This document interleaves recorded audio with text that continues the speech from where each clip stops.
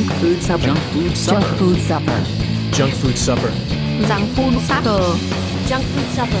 Junk food supper. Junk food supper. Junk food supper. Food supper. Junk food Junk supper. food supper. Junk food supper. Junk food supper.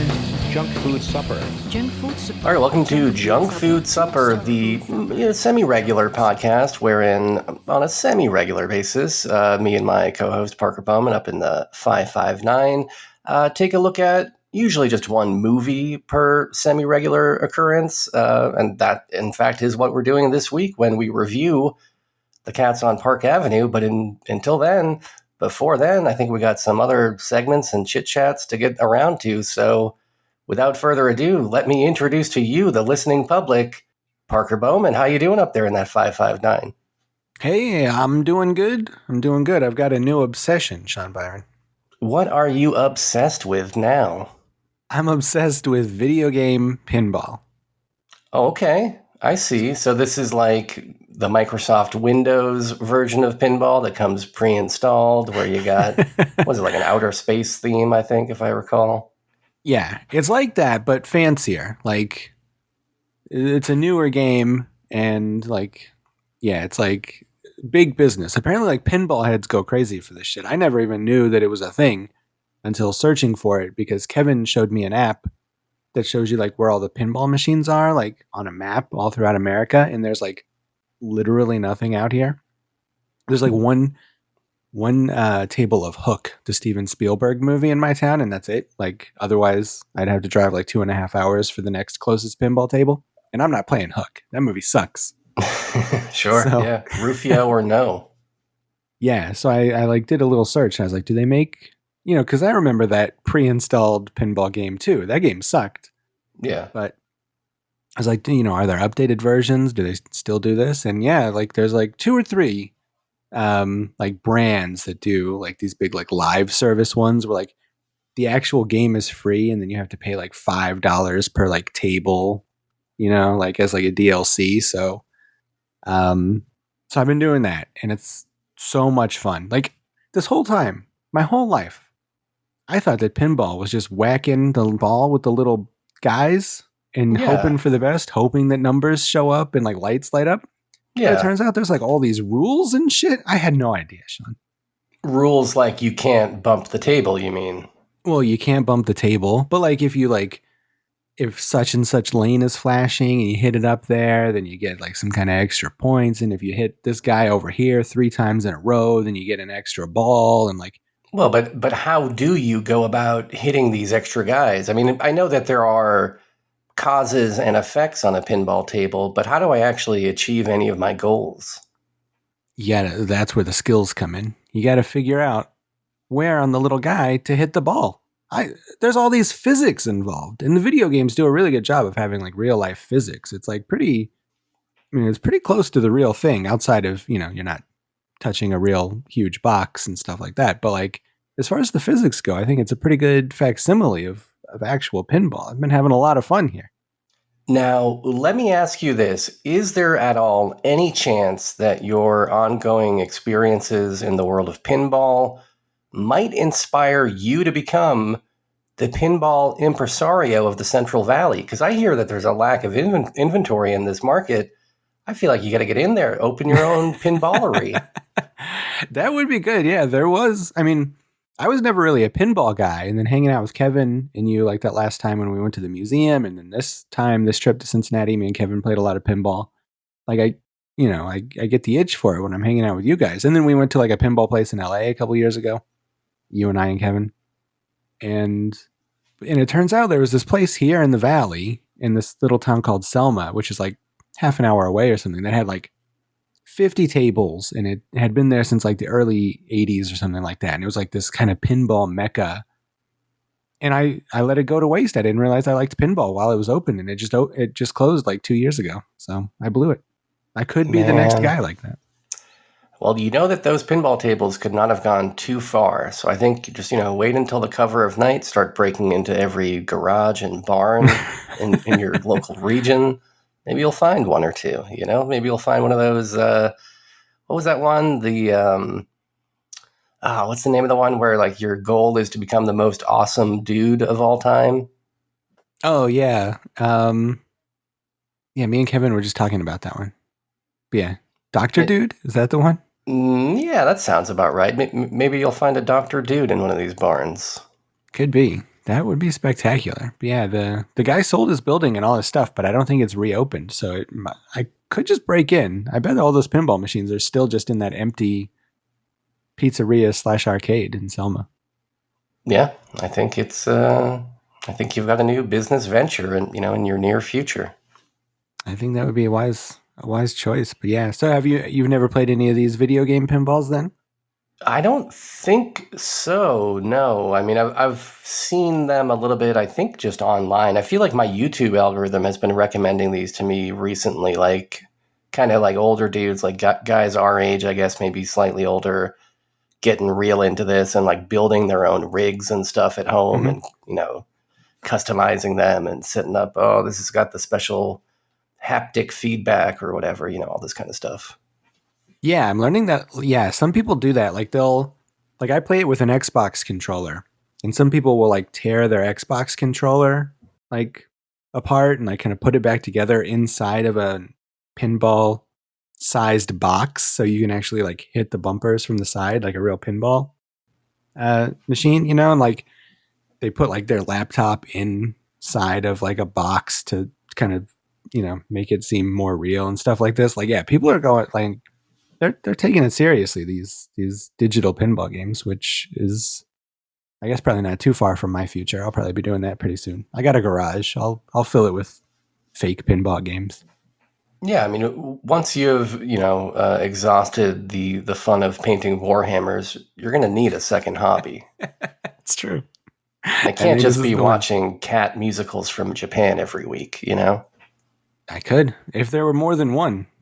I could. No, that is the issue. I got bad news. I think we ran out. Yeah. It's a pretty short-lived hobby, this one.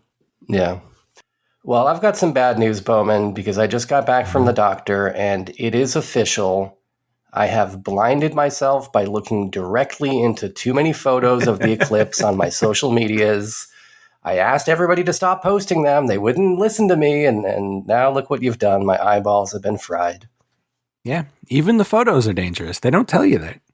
I actually do feel like they are slightly like maybe dangerous is not the right word, but I have been caught, unawares, like scrolling through my feed and felt like partially blinded by an eclipse photo. So this is rooted in some truth. Yeah. Well, if my Republican family members on Facebook are correct, that's because the Satan has entered your body through the eclipse, because this is the end times, Sean. Now it all makes sense. And I was connected to 5G at the time. No wonder. Jesus Christ. Yeah. Well, you've been raptured. Yeah, well, it was not that painful. That's good. That's good to hear. I always kind of envisioned that the enrapturing would be like the most horrendously painful event, like it would be just like getting all of your atoms split apart simultaneously. I would imagine so. I mean, what does God care if he's rapturing you? Why? Like, yeah, like he doesn't care if you're in pain or not. He'll give you a lot of pain. Why wouldn't he?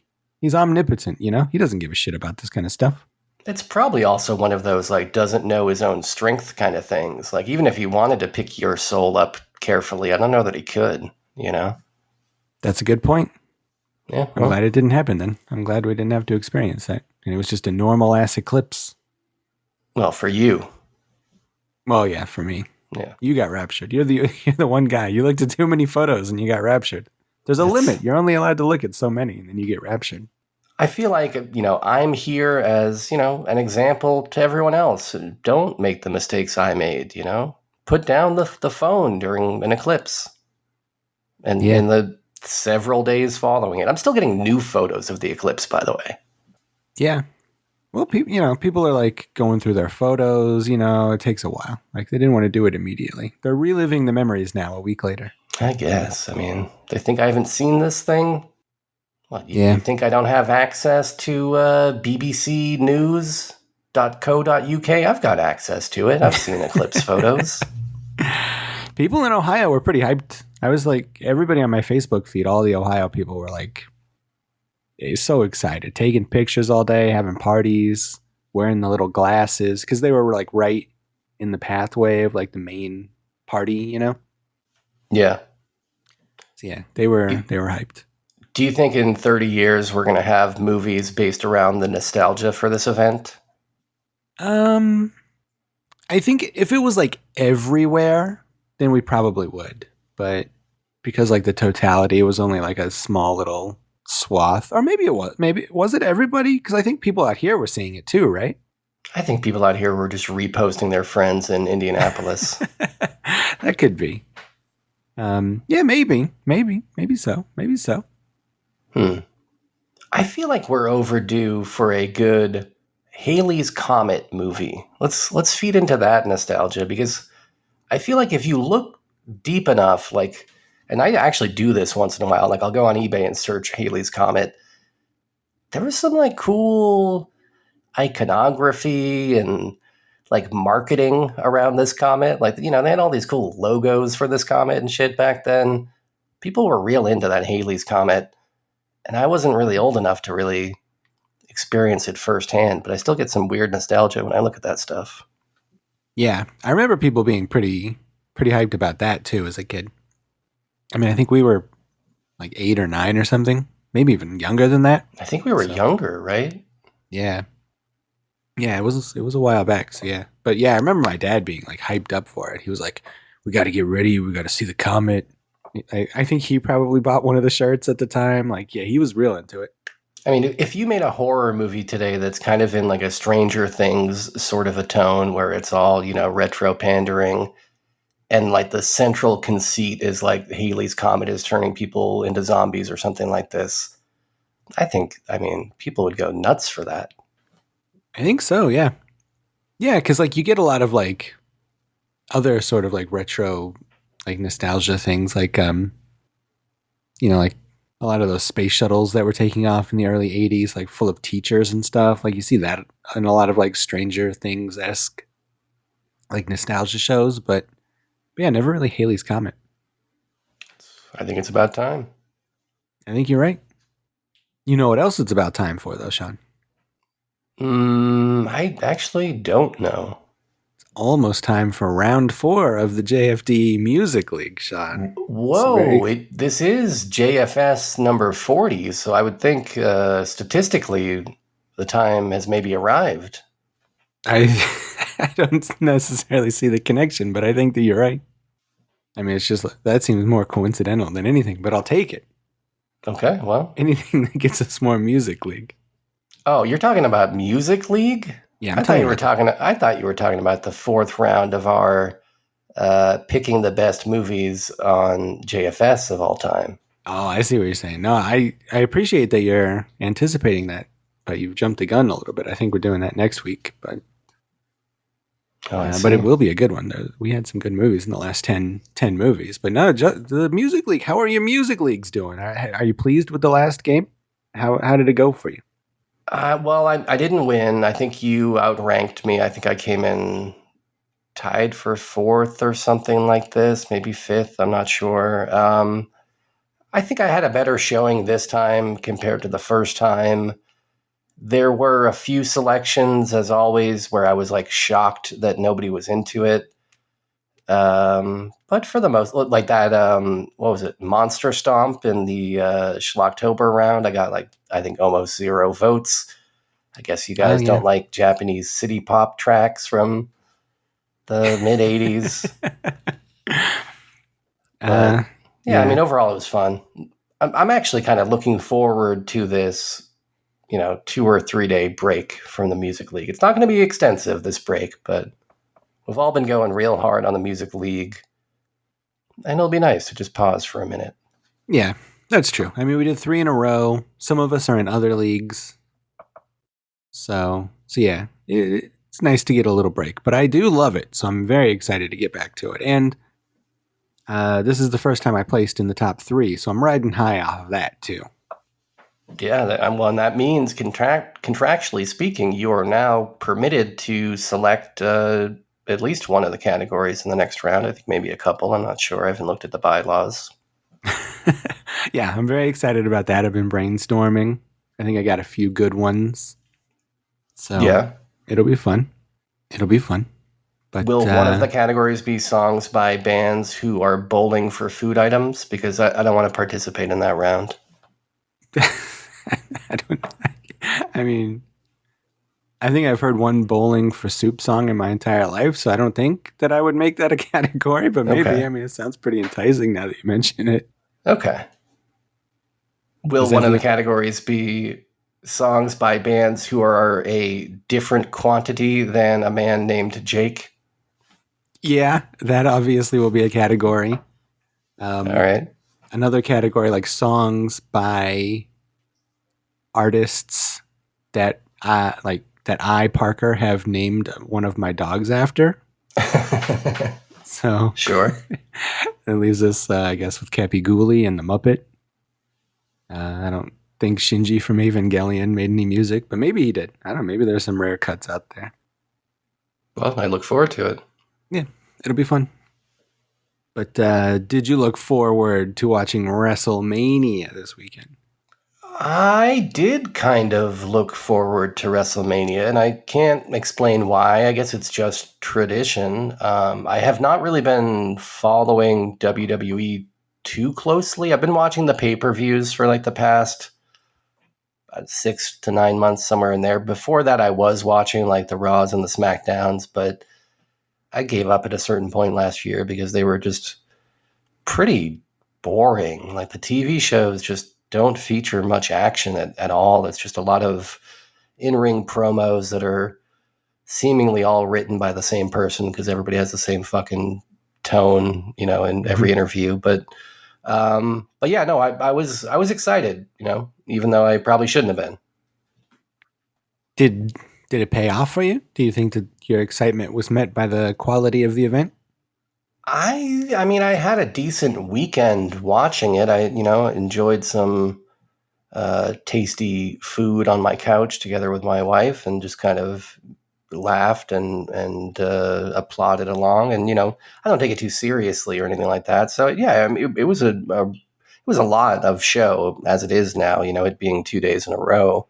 And we also watched a little bit of NXT Stand and Deliver as well. So it was a lot of wrestling. But yeah, overall, I thought it was fun. I mean, there were highlights, there were lowlights for sure. We can get into them, but I was reasonably pleased. What about you? Yeah, I thought that the highs were real high and there weren't really any lows outside of like a couple of kind of bad matches. So I thought that, yeah, it was a reasonable time worth watching. And then like some stuff in the main events and like a couple other matches were like, okay, yeah, this is definitely worth watching sort of stuff. Yeah. I think the real low light for me was like the level of advertising going on these days is out of control. And, you know, it's one thing you're going to run little promos for Snickers in between the matches. Okay, I can handle that. Or you cut to a replay and it's sponsored by Slim Jim or what. Okay, fine. Or you want to hang banners in the back of the auditorium that promote, you know, I don't know, Nissan or fine. Okay. But in the middle of the match for the entire ring to transform into a box of dude wipes, you're going too far, dude. This is insanity at this point. Yeah, that was pretty nuts. And then also that guy LA Knight, like he came down and part of his entrance was giving away like Slim Jims to like a special contest winner in the crowd. And it's just like, this is this guy's first WrestleMania. He's in his 40s. He's been working decades to make it to this point. And in his big moment, he has to give Slim Jims to a contest winner who doesn't look like she cares one way or the other. It's just like, why are you doing this? I also, you know, could sense that clearly every wrestler was given the directive like, hey, if you guys can incorporate the Prime hydration station into your match somehow, like that'd be great. Maybe just, you know, do some spots over there, you know? Yeah. Yeah, they did that a lot. Like, I mean, I thought some of that stuff was funny. Like the fact that like the guy in the prime bottle, like the mascot, got involved with the match. Like that was like a cute way of doing all this. Like, But it's not the first time that they did that. They had somebody else in that prime bottle like a year ago. Yeah, that's true. Yeah, I remember them doing it before. So I don't know. Yeah. But in terms of like in ring, like I thought things were pretty good. I think the women's division is still probably the highlight for me. But some of the men's stuff worked out decently as well. So if you want, I guess we just step through the card real quick. The first match was Rhea Ripley, Becky Lynch. I'm not a huge Becky Lynch fan, but I am a Rhea Ripley fan. I guess Lynch was sick or something is what they were saying. I'm not sure if that was a work or not, but I thought this match was just okay. I mean, it was not bad, but they probably could have delivered more. I actually missed this one because I started it late because I was like out getting food or something, and the app wouldn't rewind to the first match. So fuck. I didn't see this one, which is a shame because I like Rhea Ripley a lot. So yeah, well, it's up on Peacock. You can stream it later, but neither of their best work, I would say. Then we get this big 6-pack ladder match with A-Town Down Under, which is a pretty dumb name for a team. Awesome Truth, which is maybe an even worse name for a team. The Judgment Day, and hashtag DIY, who I didn't even know were a team, and the New Day and New Catch Republic. Again, I thought this match was just okay, like for a ladder match. I don't think it had any incredibly memorable spots. And it didn't feel like very fluid. It was just kind of a little bit sloppy, and I don't know. But it was nice to see all these guys out there doing their thing, some younger guys that maybe you wouldn't expect to get the WrestleMania shot. Yeah. It seems like they always do a few matches like this where it's like, let's get as many people into the ring as possible just so we can get like all of the roster into WrestleMania. But yeah, it was fine. I don't know. I'm a big fan of The Miz. Like, I know he's sort of controversial. Some people love him, some people hate him, but I think he's wonderful. He's been one of the best things about WWE for many, many years, and I'm glad that he got a little moment to shine there with his buddy R-Truth. Well, moving on to Rey Mysterio and who's this guy? Andrade, yeah. Yeah, Andrade versus Dominic Mysterio and Santos Escobar. Again, all three of these matches that kicked off the show, for me, were just fine. I don't care that much about the Rey versus Dominic angle. In general, I like kind of like family-based feuds in wrestling. I think that's fun. Is this the best one that we've ever seen? No, not really. But I also think Dominic is a little bit underrated. Like, I don't hate him. I think he's effective at playing the kind of dweebish heel that they want him to be. So I didn't hate this.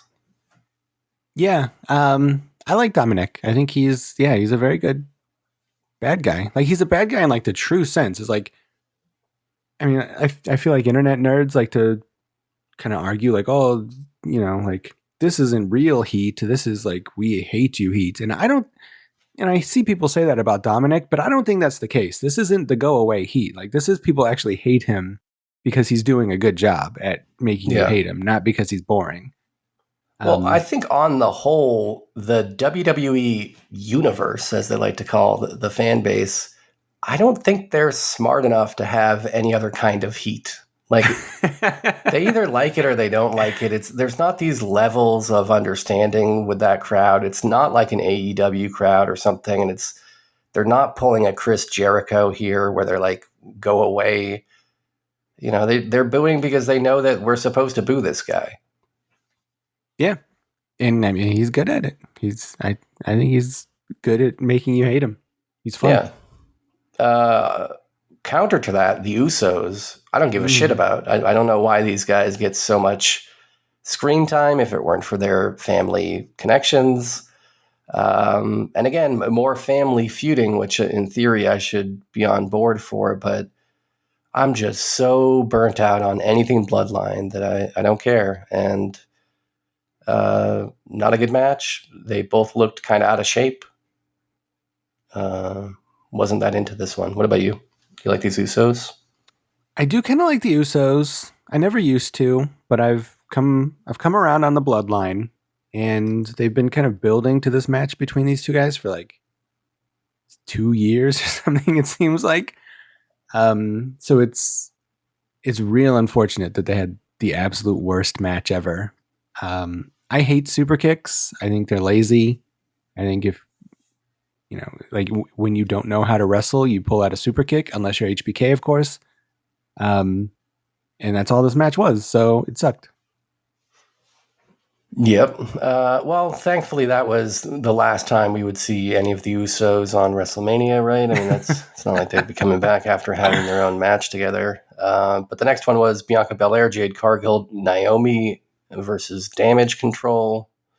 I got to admit, I like this Jade Cargill. I feel like, internet marks are not crazy about her because she hasn't really proven her in-ring, and maybe she has had some matches where she's revealed herself to be not a great performer. I haven't seen those matches. The only things I've seen from her so far are this and like a few squashes where she just comes in and defeats somebody in like 15 seconds. And I think in that format, she's fucking incredible because she's got maybe the best look out of any wrestler that I've seen in a long time. Seems like she's got pretty decent mic skills. I guess, yeah, probably the remaining question is, can she wrestle? And hopefully she either can or they'll figure that out, because I'm looking forward to, someday maybe a Jade Cargill Rhea Ripley match or whatever they figure out for her. Yeah. Well, I mean, she's in the right place for somebody who is very charismatic and buff and maybe isn't the best wrestler. Like, those people do pretty good in WWE. So even if she can't figure it out, I'm sure she'll have a long career. But yeah, I like her too. And I've seen a few of her matches in AEW and stuff, and like they're never like bad. Like, you can tell she's learning, but it's like they're not like shitty and stinky that I've seen. Yeah. So hopefully, good things will come from this new signing. I thought this match overall was just fine. I mean, it was at the level of the rest of the matches, not too spectacular, but entertained me. It was fun to see these, 6 ladies going at it. Yeah, yeah, it was fun. Next up was Sami Zayn versus Gunther, which I thought was probably the best match of Saturday. I'm not a huge fan of either of these guys, but they can both work when they need to, and I thought that they worked real hard. Yeah, I like Sami Zayn a great deal. He likes ska, so that's a lot of it.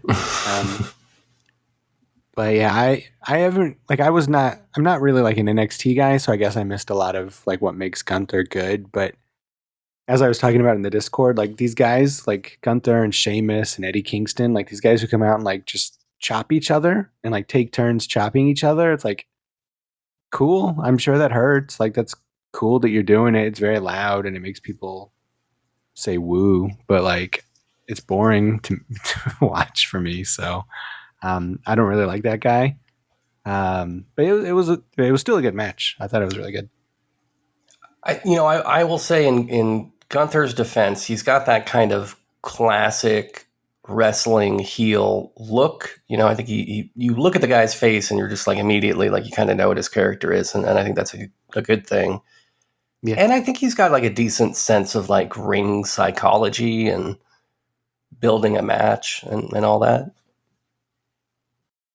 Yeah. I think I need to go back and watch some more of his stuff because, yeah, everybody seems to love him. So maybe I'm hating on him unnecessarily. Although I do hate chops. They're stupid.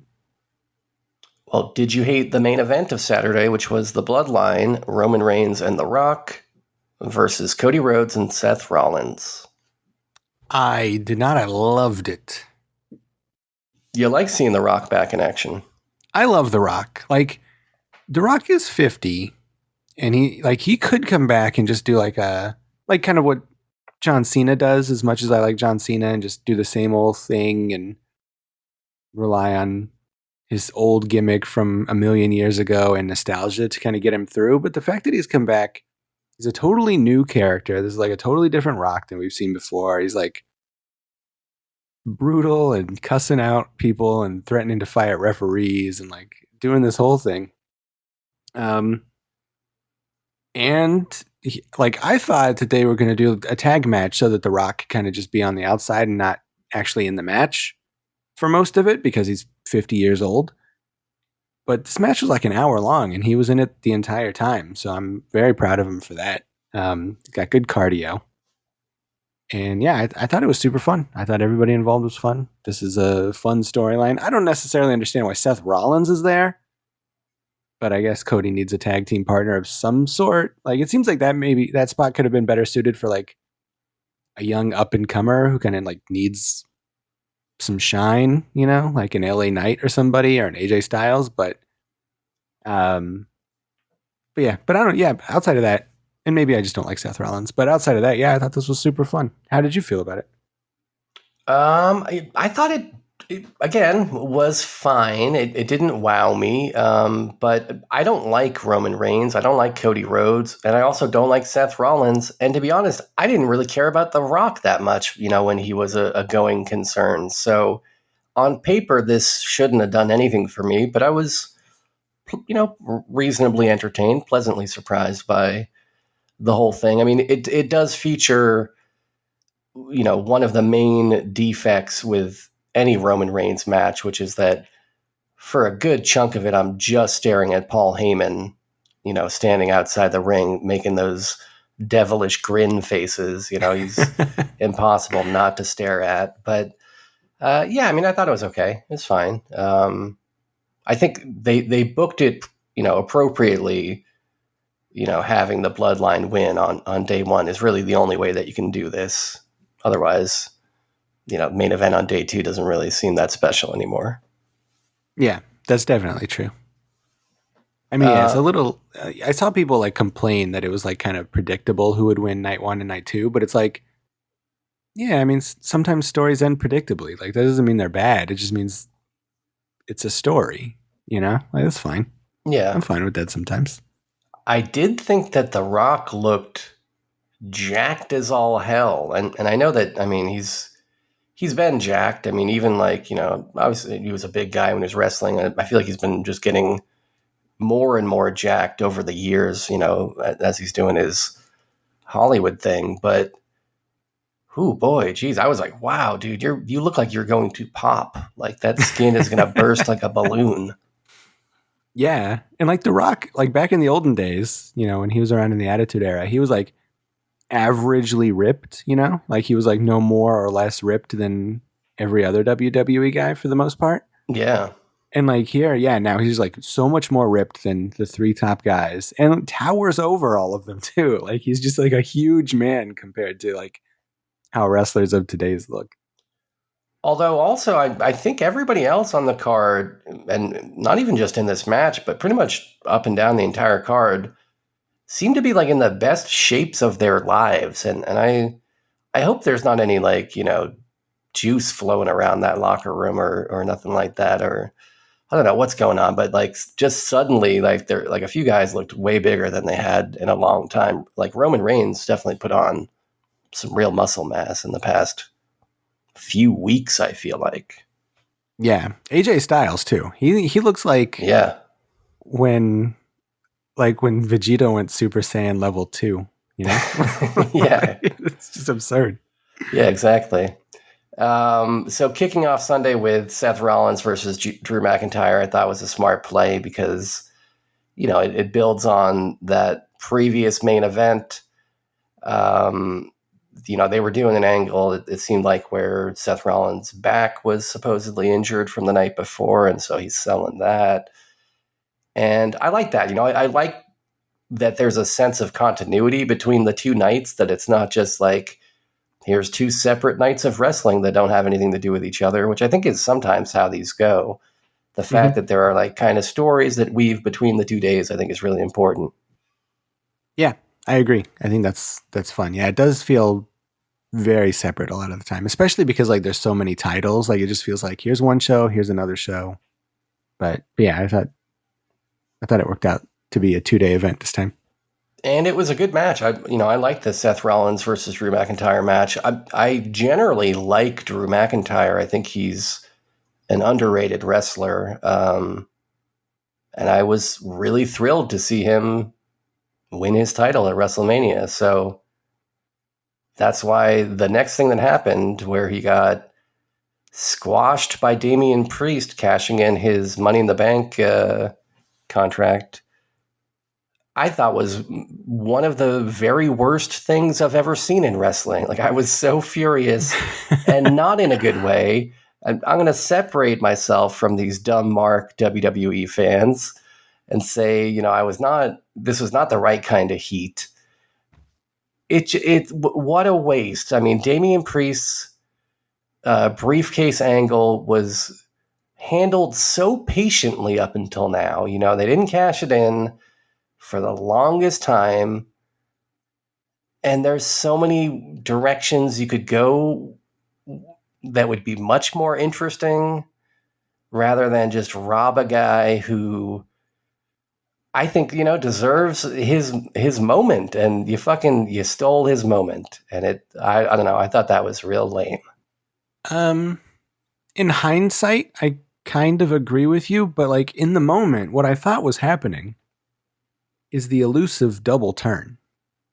There's this very tricky maneuver you can pull off in wrestling where like a good guy and a bad guy are facing off, and then at the same time they switch and the good guy becomes bad and the bad guy becomes good. And I thought that's what they were doing with Drew McIntyre and CM Punk, because CM Punk revealed that he was like faking his injury.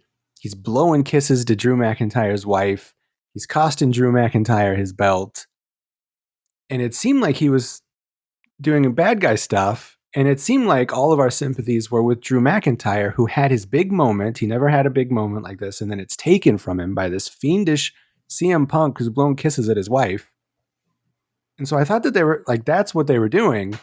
And then I saw clips from Raw, and that's not really what they're doing. It doesn't seem like Drew McIntyre is still kind of a villain, and CM Punk's still supposed to be like kind of a facey, baby face, good guy kind of a thing. So now I kind of don't really get what they're doing at all. But I did like the promo that Drew McIntyre cut on Raw following Mania, where it felt like it was written by Paul Heyman. Like, it was very much like a locker room type promo where he's using lingo and stuff. You know what I mean?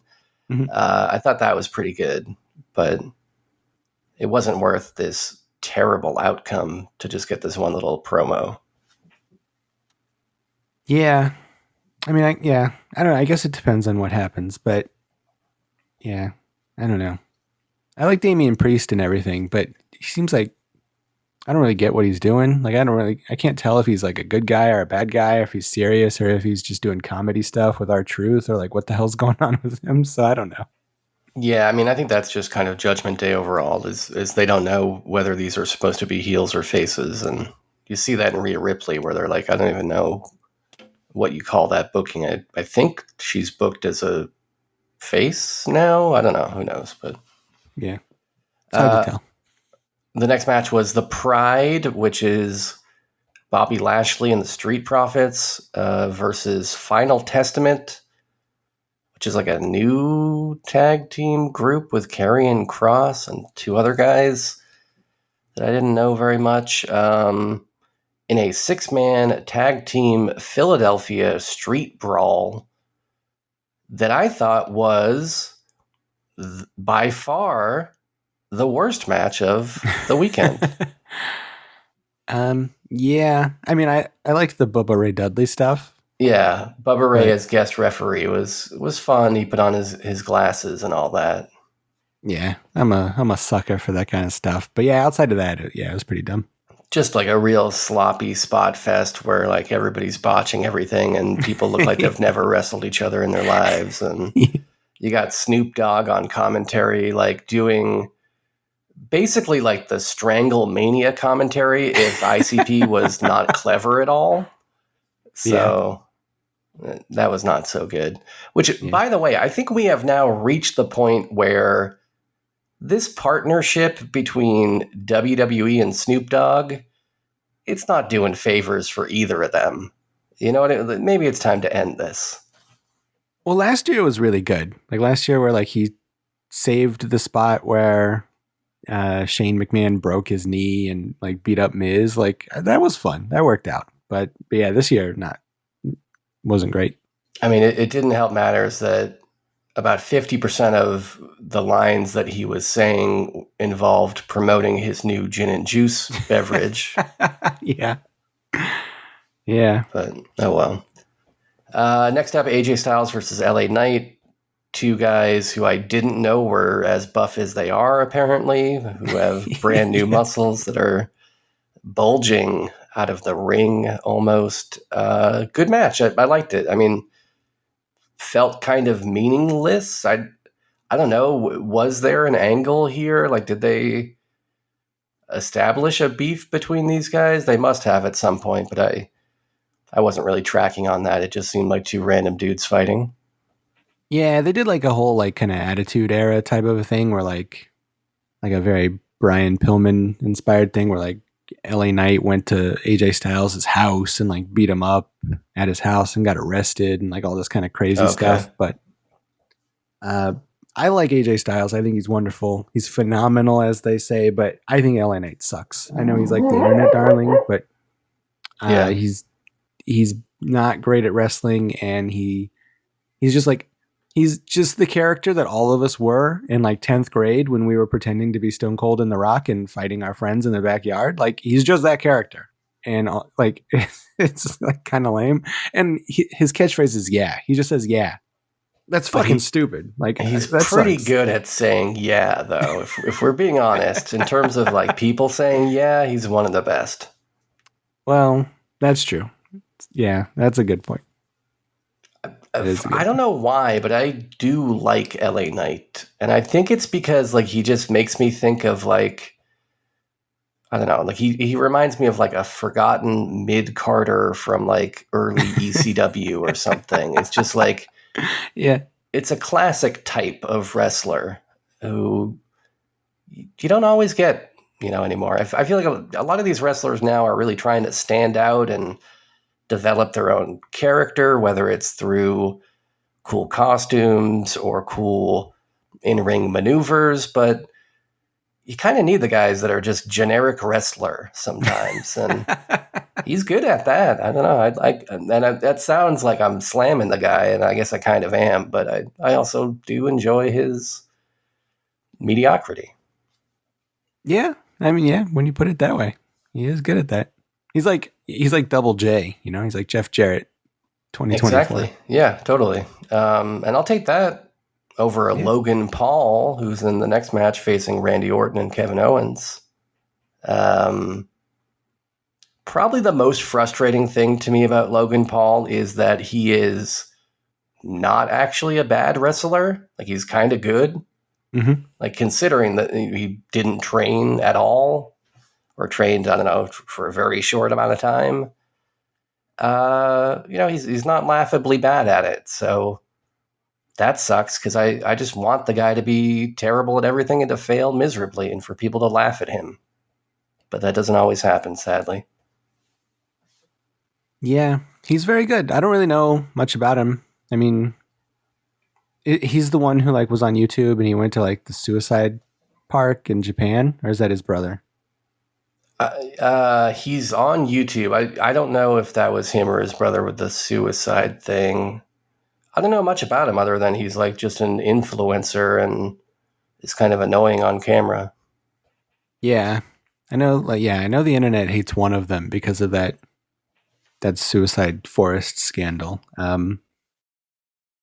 I don't know. I just know him as like a pretty good wrestler, so I'm not going to be mad at him. I mean, he's certainly very low on my list of YouTubers I would like to see in WWE. I mean, I think Rich Evans is at the top, and then it's like maybe video game Donkey, and the Act Man. Yeah. Probably those guys. But Lindsay Ellis. But yeah, I'll take him. He's fine. He's good at wrestling. Next up was probably my favorite match of the weekend, Io Sky versus Bailey. Yep. I don't think it was either of their best matches ever or anything like that, but a good match, really good match. Two performers who I think are a lot of fun to watch. So I enjoyed that. Bailey got her moment. Yeah, Bailey's probably my favorite person in WWE.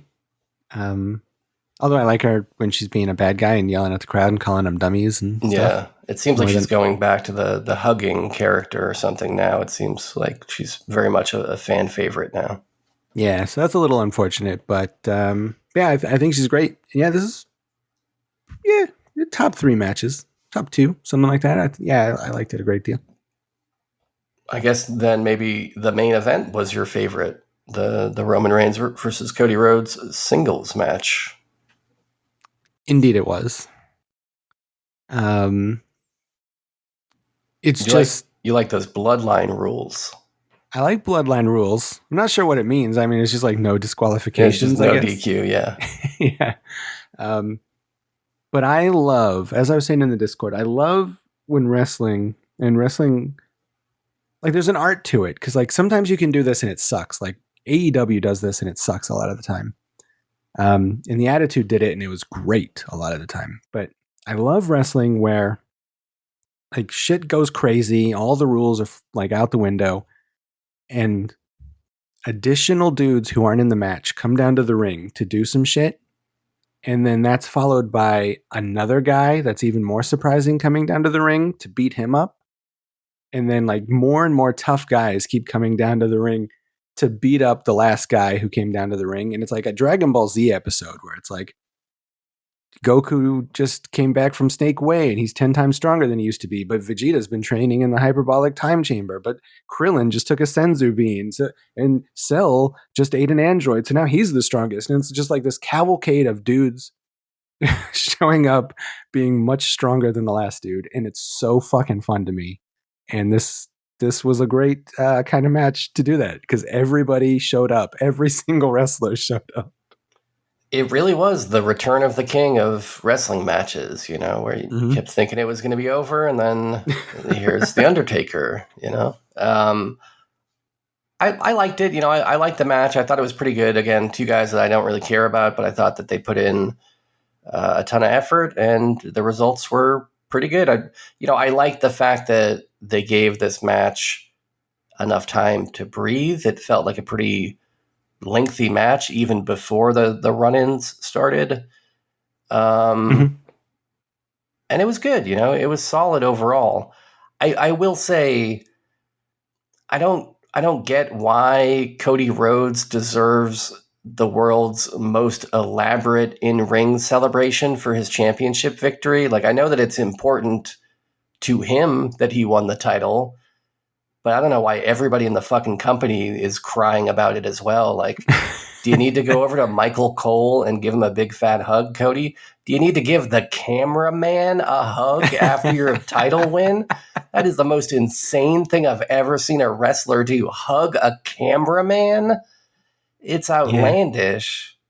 Yeah, I do agree. Yeah, it did seem a little bit extravagant, all this hugging and everybody coming down, but yeah, he's bringing in his 15th cousins, to the ring. It's just like crammed full of Rhodeses. But this is what I was thinking is the most incredible booking of all time would have been this same exact WrestleMania goes down the way that it went down, except Priest doesn't do his run-in with Drew McIntyre. Instead, in the middle of these like teary-eyed celebrations where Cody Rhodes is hugging his mother and his cousins are all around him, bawling their eyes out. At that point, Damian Priest comes out, levels the ring, throws a cousin or two, over the top ropes, and creates the most incredible, memorable final moment of a WrestleMania of all time. Like, that would have been something, man. At exactly when he's at his most vulnerable, Cody is, just breaking down, and you finally get him. I don't know. I think that would have been cool, rather than you throw it away, on Drew McIntyre, who you didn't have a previous beef with ever, and it, I don't know, didn't mean much at the time. Yeah, I think that would have been like the most villainous thing that could have ever happened. And I feel like, especially after Cody Rhodes lost last year, I feel like everybody in the audience would have just started attacking WWE employees if that happened. No, they wouldn't have forgot it, though. That's true. I think, yeah, that would have that probably would have made Damian Priest the biggest heel ever if that would have happened. That could have been fun. And I don't think that's going to damage Cody Rhodes's credibility or anything like that. I mean, people are still going to root for him, and he just beat Roman Reigns, and so you still get that victory. But yeah, well, baby faces are much better when they're not the champion. Like, yeah, 100%. It's what made John Cena kind of so boring, is because he was unstoppable, and then he proved he was unstoppable by winning the belt every day. So, to whereas like your Dusty Rhodes never really held belts, like. That made him more sympathetic. The fact that Ric Flair would always cheat him, So your Mick Foley's, people like this. So yeah, I think that could have been fun. But overall, yeah, I mean, I had a good time. I did think it was funny. I watched a little bit of the Hall of Fame ceremony as well, mostly just the Paul Heyman part of it. And there was like a 6-minute promo video that they put together, this clip package for Paul Heyman talking about his career highlights and stuff like this. Here's why he deserves to be in the Hall of Fame. Nowhere in this 6 minutes is any mention or sight of Brock Lesnar. And I thought that was an incredible job of editing that they pulled off. I don't know how they did it, but it's as if he never existed. Yeah, well, I mean, he takes advantage of people sexually. So I think you gotta cool it with the Brock Lesnar stuff. I mean, even like I think The Rock mentioned Vince one time at the Hall of Fame, and everybody started booing. So with Brock, I don't know. I don't know how much like the average fan knows about all this kind of weird behind the scenes sort of abuse drama that's going on. So maybe he wouldn't have gotten booed, or maybe it doesn't really matter that they're doing this with Brock. But yeah, definitely very interesting, because Paul Heyman and Brock Lesnar are pretty synonymous. So they must have done a lot of clipping to make that happen. Yeah, it was wild. And actually, I was kind of surprised that they chose to send Stephanie out to introduce Sunday's show. I thought, given everything that's happened, maybe you cool it on any of the McMahons for now, Yeah. Yeah, could be. But I mean, I think she seems like she's distanced herself from her dad, like stuff like that. So like I feel like she isn't defending him necessarily. Although that time that she did, like that first time he had to quit, she came out and she like did like the thing. Like the first time very famously, like in ring, right? She came down. Yeah. She was like, "Yeah, Vince is retiring. It has nothing to do with the sex abuse, but let's have a chant of thank you, Vince." Yeah, that didn't age very well. Yeah. So. Yeah. Oh well. What can you do? Yeah. What can you do? There's a lot of creeps out there, and unfortunately, some of them were in positions of power, creating content that I care about. And it's true. That Every puts single ghoul is white. There's not a single person of color who's a ghoul. Absolutely. But yeah, anyways, that was WrestleMania, and we watched it. Yeah. It was fun. It was a fun time. I like these kind of events. Next one's in France or something, so it's going to be like an 11 a.m. start time, I think, for us. Oh, yeah. Yeah. That's all right. That means I'll get to watch it later. I won't have to deal with the crappy app that doesn't work during live events. Yeah, it is better to watch it, with the luxury of fast forward, so you can get through those gin and juice advertisements as quickly as possible. Yeah. Yeah, that's always good. But yeah, I guess Speaking of gin and juice, we got a movie to talk about that features neither one of those things. All right. So, well, we probably should talk about it then. Let's talk about that. Let's take a break to talk about that movie. All right. We'll be back. There's a man named Sean. He's on his way to the store. Gonna buy some wallpaper and extra long telephone cords. He stops by the cafe on the way. Wants a coffee but with low milk, he say. The barista looks at him and smiles. She knows his quirky style. Sean's got his coffee, sipping it slow. Thinking about those long chords, don't you know? He's got a fancy taste, that's for sure. Low milk's his preference when he's out the door.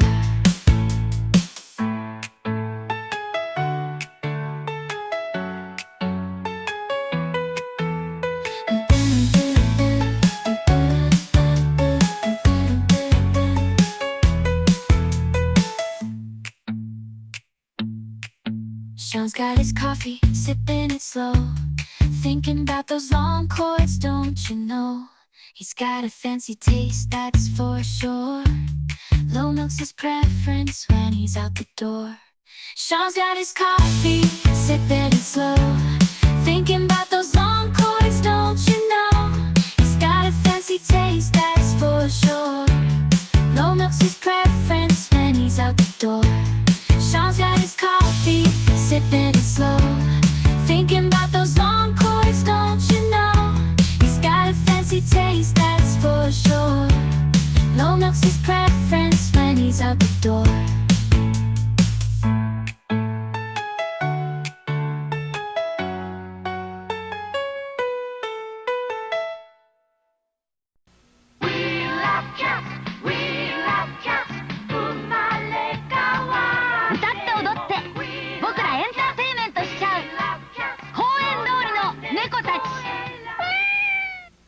All right, welcome back to Junk Food Supper. The movie on the show tonight is going to be Cats on Park Avenue. This is a 1989 Japanese musical about cats, as you might imagine.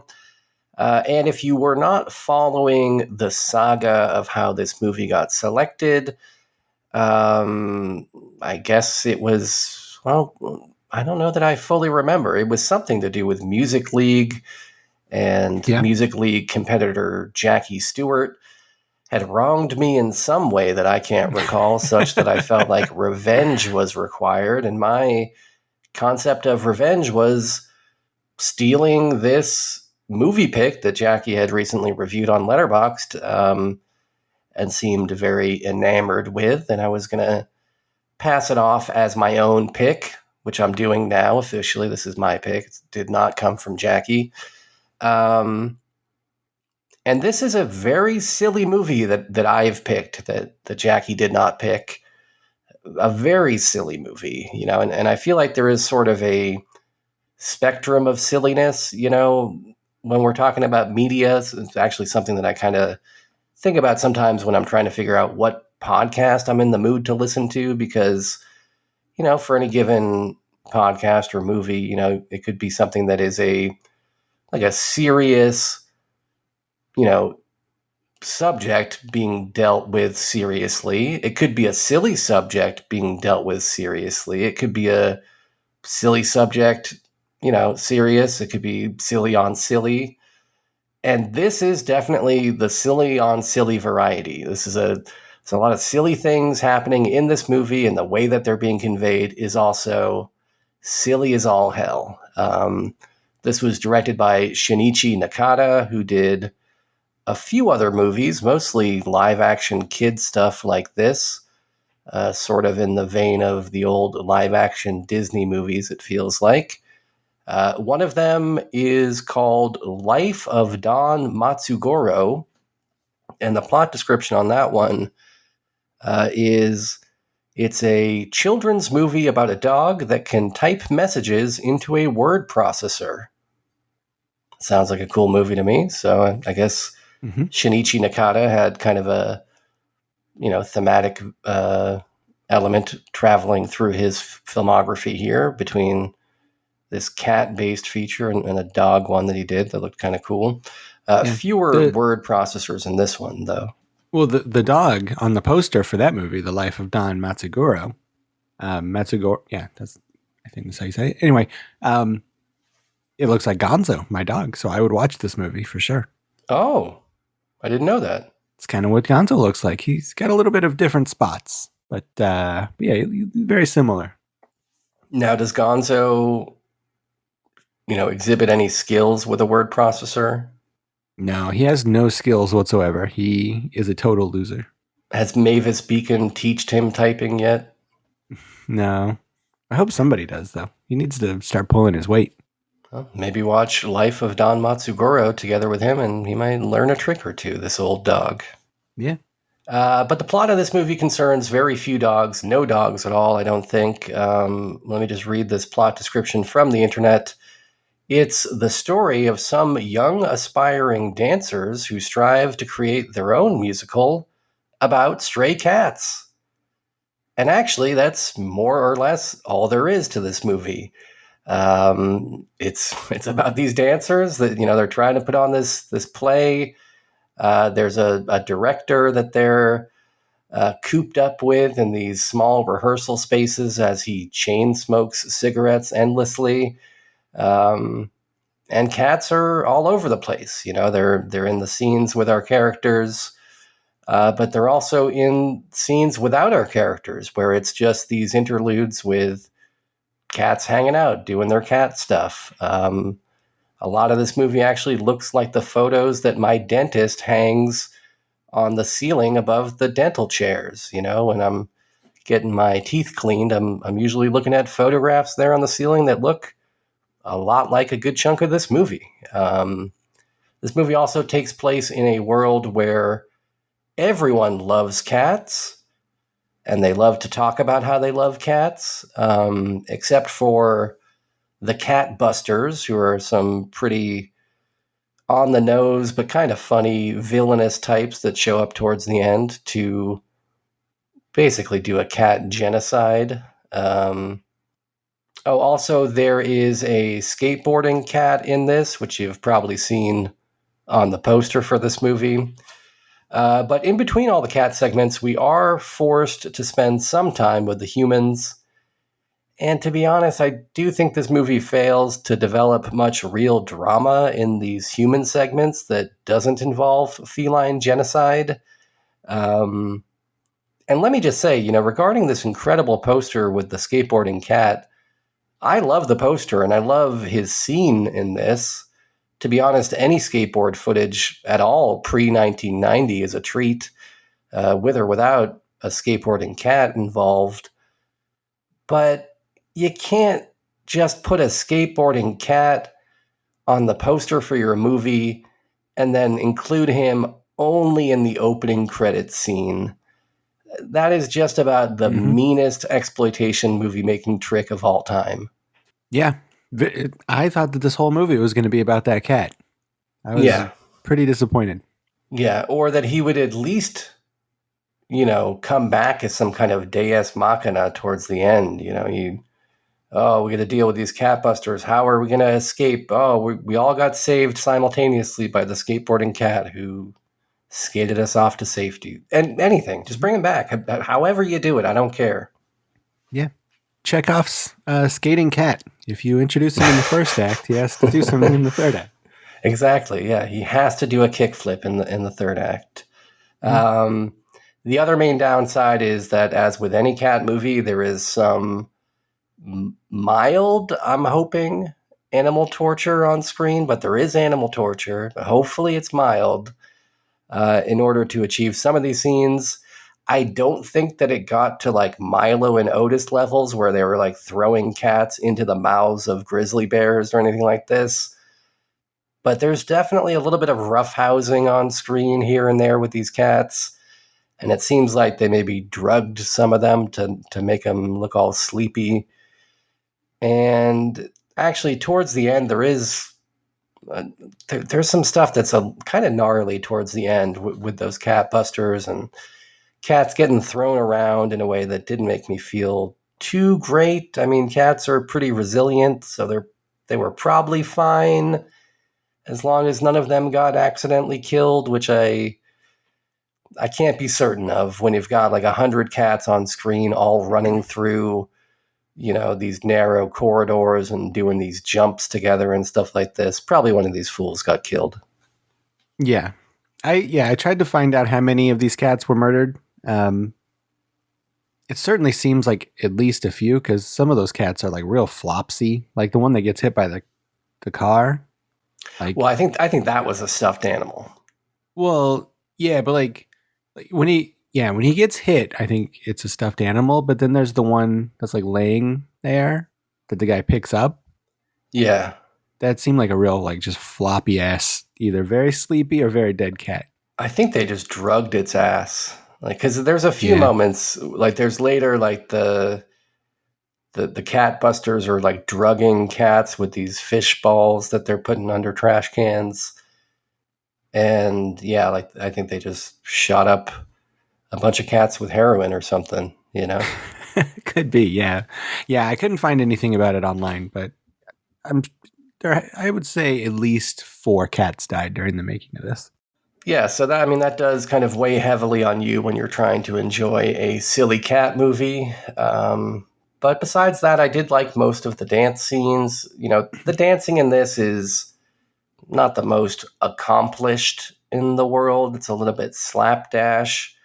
But conceptually, there are some pretty fun dance sequences where they had some cool ideas about how to stage these things. Like there's this one where it's like a large group of girls on the street dancing with these low-rider pickup trucks where the flatbeds on the back of the pickup truck do like a synchronized dance along with the girls.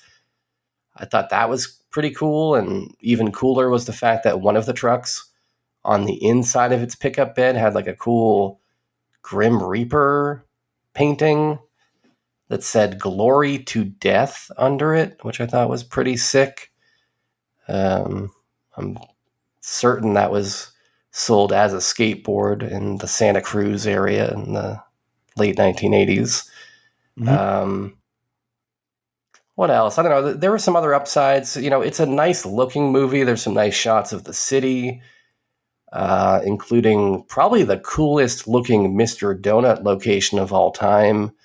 It's all neon and chrome. That's actually in that scene with the Grim Reaper truck.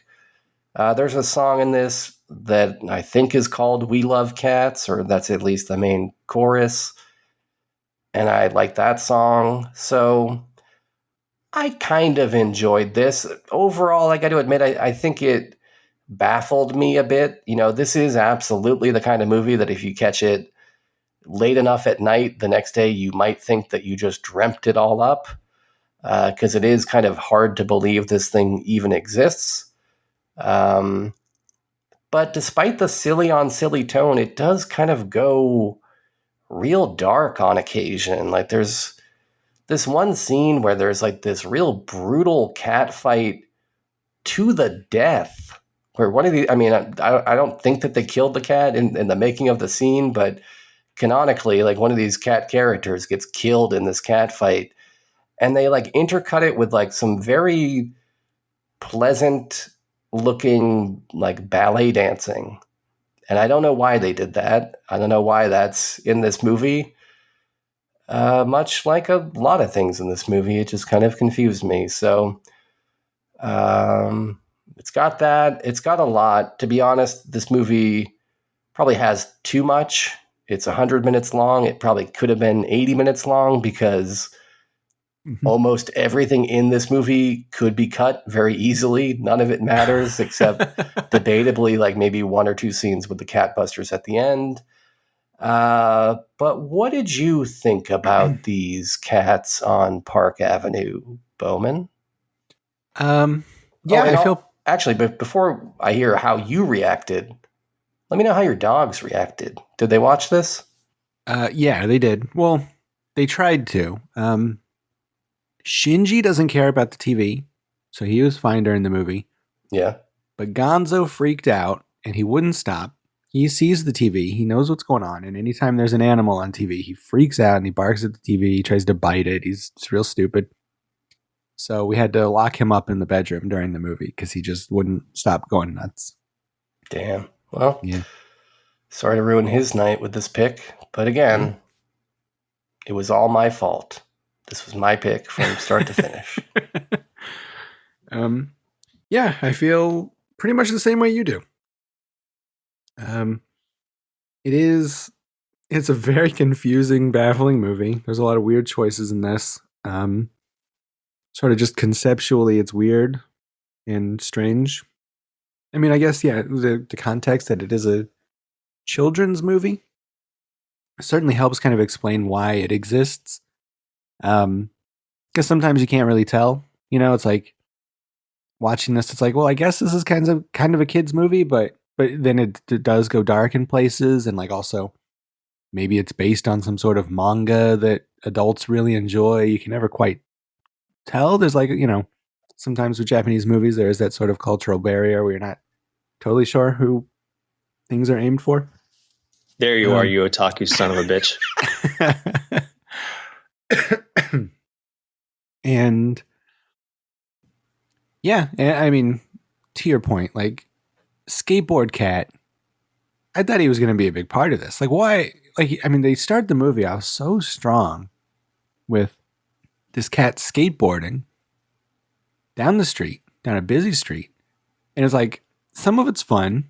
I mean, well, the whole thing is fun, but like some of it's like done in this way where I think they just like stapled like a stuffed animal cat to a skateboard and then Yeah. let it go, which is like super fun.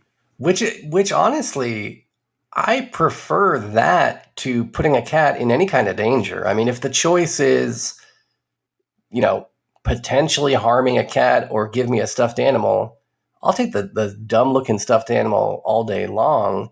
Save the cat for the close-ups, you know? Yeah. And I mean, it looks fine. Like, it looks good enough for what this movie is and what the tone is to staple a stuffed animal to a skateboard.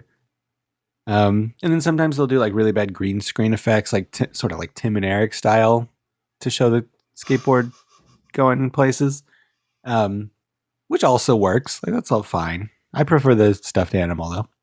I'm just thinking about that cat's face right now when he's on the skateboard and you're getting those green screen shots where it's like, you know, in real life, the cat is not going anywhere. And so he's just making regular cat faces. But like the combination of regular cat faces and like a background that's speeding past behind him as if he was moving through the city. I don't know. Something about that just really charms me. Yeah, that's super fun. I mean, that's definitely the highlight of the movie, which is why it's a shame that it's, you know, in the first 7 minutes or something. And then, yeah, the rest has this super weird tone where it's like the dancers are like dancing and doing their little play, which is really fun. And they have like fun costumes. And like you mentioned, the scene with the trucks is like super cool. I didn't even realize that Japan really had like lowrider culture. So like, that's kind of cool. And then, you know, they mix that with like the cats, and sometimes the cat stuff is fun. Like sometimes they're doing stuff and you kind of get the story of what they're telling you. And other times it's just like, oh, cool. Now I'm just watching like a nature documentary with no narration for a while. Like it's just cats, like not really doing much. And those parts really bummed me out because I've seen a cat before. You know, I don't need to, you know, watch them not do much. Like, yeah, well, and it's not like cats not doing much in like a sunny, green, grassy field. They're like not doing much in like dirty back alleys, like where like they're getting rained on and like they're trying to like, claw their way out of like a big puddle of mud. yeah, it's not fun to watch. Although another time that it is fun to watch is when they turn into cartoons. I like that part. That was cute. Yeah, but was it as cute as an actual cat? No, certainly not. Yeah. Certainly not. It's kind of a downgrade. Yeah, that is a good point. I mean, I liked it just because they were switching it up with something, but not as good as real cats. I didn't like that one cat, the white cat who had the weird face. He had like a beard or something, I think. Like he was like a white cat with like a black Yeah. sort of like beard or mustache. He sucked. Well, don't blame him. Blame the costuming department. Well, He didn't do his own hair and makeup. That's probably true. Although it's a low budget affair, maybe he did. Yeah, that's true. Yeah, I mean, like, yeah, I think I read Jackie's review, and they mentioned like that I think watched it like in a theater with like a lot of people and people were cheering and stuff like that. I think that was Jackie's review. Maybe I'm mixing it up with somebody else's review. Because I read a few of my friends' reviews of this, or my Letterboxd friends anyway. And like that seems like a real fun way to watch this. Like I can imagine being like super into this if you're watching it with a bunch of people who are like cheering when the cats show up, or like, you know, doing the ahs when they're cute, or like, you know, going through the roller coaster of emotions that these cats are trying to pull you through. But watching it like kind of all, like by yourself, eating dinner is like not great because yeah, it is pretty boring in parts. And yeah, there's not, like you said, like there's no real conflict. There's no real story. Like it's just kind of, they just kind of go from scene to scene of like cats and dancers. And it's like, okay, well, this is pleasant enough, I guess. But yeah, eventually they establish this thing where it's like one of the girls has a mother who seemingly loves cats, but hates stray cats. And so she's going to rid the town of all the cats. And so that's where the cat busters get involved. But it takes a real long time to get there. And then even then, it's just the barest hint of an actual plot. Yeah. I like that lady. The Cruella DeVille type lady. She was fun. She put on a fun performance. Fun wigs and sunglasses. Yeah.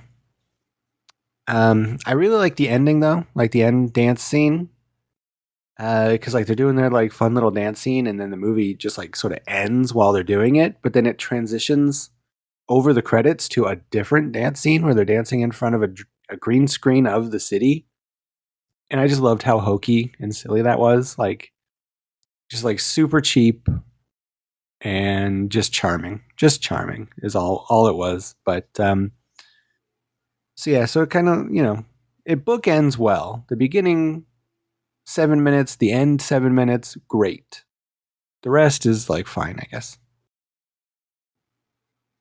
Well, fair enough. I think we have Roger on the line. Ebert, do you have an opinion on this? Are you a fan of this Japanese movie? I happen to be an opera fan. Oh, okay. All right. Well, that's weird.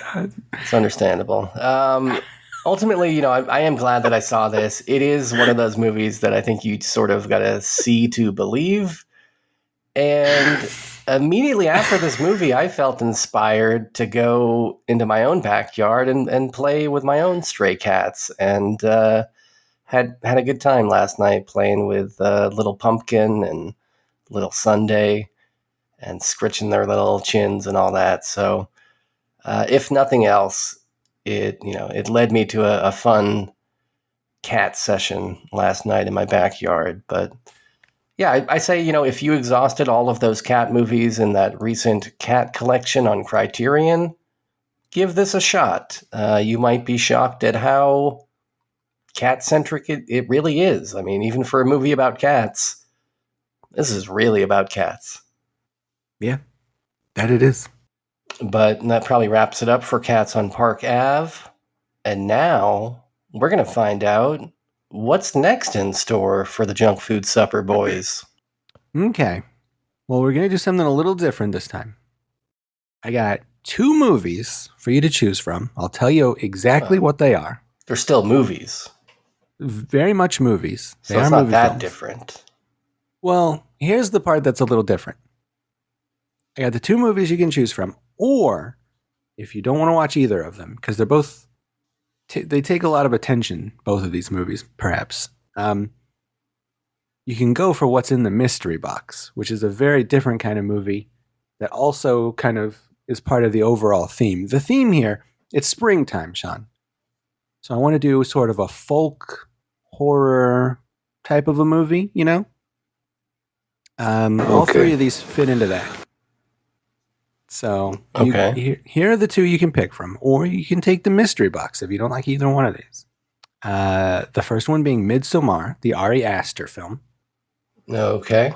Did I mention that I saw Beau is Afraid and did not like it? No. How did you feel about it? Didn't like it. Okay. So you're 0 for 2 with him because you didn't like Hereditary either. Right. Okay, well, you can... This is his other movie. You can see if he breaks the combo or if you just hate this man by watching Midsommar, a movie about springtime. Could be a swinging strikeout for the man on 3 pitches. Could be. The other movie, another folk horror tale about nature and springtime. Men, by my guy Alex Garland, who has a new movie coming out this weekend. This Men movie came out a couple years ago. It's about a lady who goes to the woods. Stuff happens to her. So those are your two choices. Or you can take what's in the box. Oh, boy. Oh, boy. So you're sort of like... Oh, my God. You're a little middly on Alex Garland, right? Like you like Ex Machina, but did not like Annihilation, and that's the stuff you've seen of his? Right. Yeah, that's correct. But you like Dread and 28 Days Later. Yeah, I guess so. I don't know. I think what I really like, though, is that I love a good mystery. You like the mystery box, dude. And yeah, I think I got to crack open that box. Understandable. It would be hard not to. It's so enticing, this mystery box. It's right here. I actually got a physical box. Let me ask you this, though. Once the box is cracked, has my decision been made? Oh, yeah. You have to have... If you choose the box... I can't put it back in the box. Can't put it back in. No, that's... If you pick the mystery box, you find out what it is, and that's what you're doing. What if it's a movie that I saw, like, within the past couple of months? You're going to have to watch it a second time. You're going to have to watch it again. Fuck. I'm fairly sure it's not, though. All right. Well, I hope that you're correct, because I'm cracking the seal on this mystery box. Here I am. I'm using my fingernail to try and split the tape on the top of the box like an idiot when I should have just got up and got some scissors from the drawer, but I'm too lazy. Well, The Mystery Box is also a movie about a kind of a pagan, nature-esque deity that lives in the woods. And it is The Return of Swamp Thing, directed by Jim Wynorski. Hell yeah. The Return of Swamp Thing. I love this idea. Okay. You chose the mystery. That's what we'll do. I don't know where it's streaming, but I'm sure it's out there. I've got it saved if it's nowhere to be found. I'm sure it's a Jim Wynorski movie. It's on Tubi, of course, probably. So it's out there. Yeah. Well, swamp folk are some of my favorite folk. So I'm very much into this. Okay. Perfect. Cool deal. Well, I guess that is the plan then for next week. We will be doing The Return of Swamp Thing, a tribute to the greatest of folk horrors, of course, the classic mythical beast, the Swamp Thing. Mm-hmm. Well, he's not so much, I guess, folk horror, but he's very pagan, I guess, and sort of in the way he's presented. You know, he's a nature spirit. You don't have to defend it, because I'm afraid if you try too hard to defend it, I'm going to end up with one of those other two movies. So it's a very loose theme between the three of these. It's not really even a horror movie, right? Isn't it more like a superhero movie?